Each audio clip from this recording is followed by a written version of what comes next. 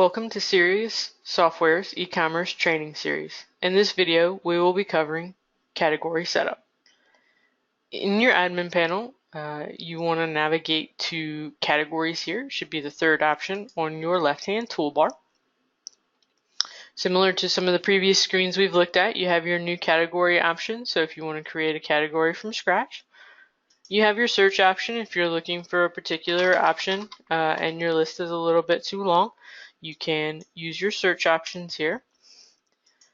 You also have an advanced search feature here that would break it out by what is assigned to a particular catalog if you're interested.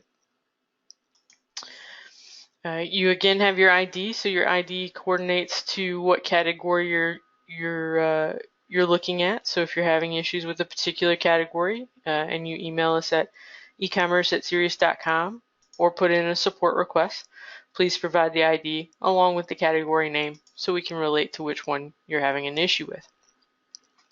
You'll also see a preview of the image or the category image involved in it.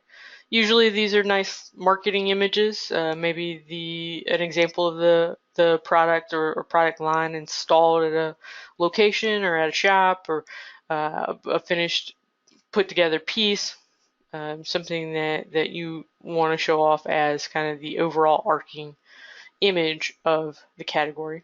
You have your category name, your sort order. If you remember from our catalog video, sort order is smallest number comes first. If you have two categories that are in the same number, then it goes alphabetically. And also if you're coming back in and inserting categories later, you might want to build in a concept of going every 5 or every 10 options so you can come back in and insert categories at a later time. You have a duplicate option, so if you need to duplicate a category, maybe for a similar category but for a different storefront, you can go ahead and use the duplicate to get a head start on that category. And you have your delete option as well. Just be clear that if you are deleting it, it would be permanent and it would affect your storefront availability. If we look at one of our categories, we'll have a general tab and an associated products tab. Your general tab includes your category name, so usually the name you want to be identified in the navigation, so in the toolbar, how do you want that category to be defined.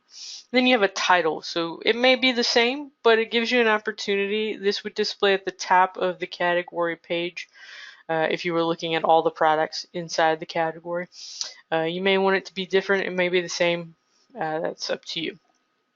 You have your display order.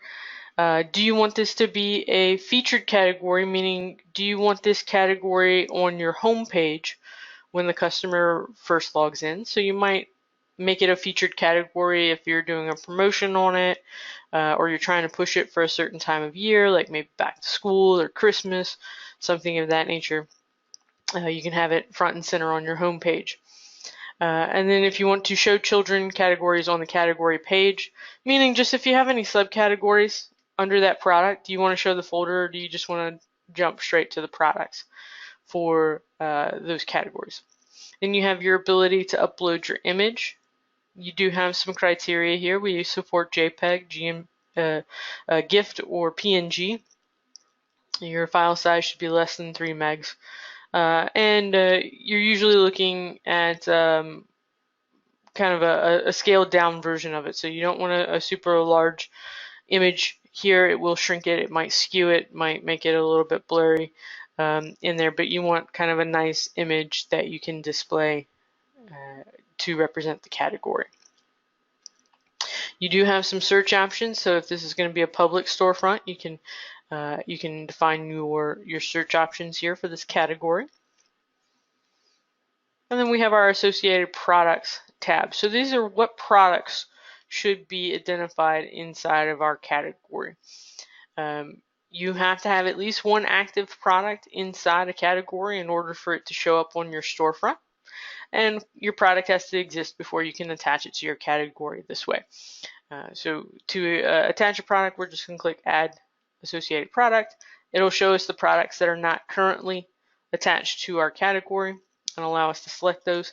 If your list was kind of long, you do have your search option here to kind of filter your results and bring back the ones that you're looking for. Once you've checked the box in front of the items that you want to add to your category, you can hit save and it'll add it to your associated category. Now that save button only added it to our associated products tab. If we wanted to push that change to our overall category, we will come back to the general tab, hit save changes, and that'll add it to our category on our storefront. Some additional options that you have here in your grid, you have the product ID, the product image, product name, a little overview of the pricing that's available based on what the product is set up to. If you're tracking your finished goods inventory on the storefront, how many are on hand, what's your sort order here, a quick way to turn it active or inactive from the category level, and you have a delete button here as well. So if I deleted the two that I just added, it would take me back to how this product was originally categorized. That is the end of the category video. If you have any additional questions, please join us on our e-commerce Q&A session or email us at ecommerce@serious.com for any additional questions you may have. Thank you. Have a great day.